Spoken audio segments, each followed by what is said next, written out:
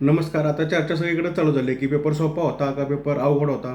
बरेच यूट्यूबवर मी बघितले की सगळेजण म्हणतात की पेपर मॉडरेट होता, बऱ्यापैकी होता, जास्त सोपा पण नव्हता, जास्त अवघड पण नव्हता. पण माझं मत तुम्ही विचारत आहात टेलिग्राम चॅनलला, व्हॉट्सअपला, म्हणून मी माझं मत सांगतोय की पेपर हा क्लिअर अवघड होता.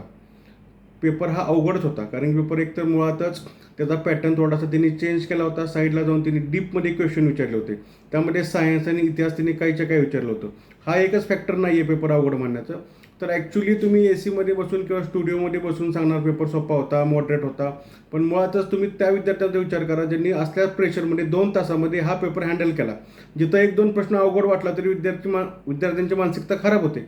अशा मानसिकतेमध्ये 70-80 प्रश्न विद्यार्थ्यांनी तसल्या मानसिकतेमध्ये सोडवले असतील तर त्यांना पेपर किती खराब गेला असेल. त्यामुळे पेपर हा अवघडच होता, नो डाऊट्स. आणि मेरिटसुद्धा कमी लागणार आहे.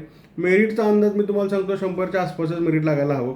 कारण की इतिहास, सायन्स आणि करंट हे तिन्ही घटक अतिशय अवघड होते. इकॉनॉमिक्स आणि पॉलिटिक्स त्यापैकी बऱ्या म्हणता येईल. पण ते सुद्धा बऱ्यापैकी मॉडरेटला होतं. बाकी 3-4 सब्जेक्ट तुम्हाला बऱ्यापैकी टफ होते. त्यामुळे पेपर टफ होता आणि पेपरचं मेरिटसुद्धा कमी लागणार आहे. धन्यवाद.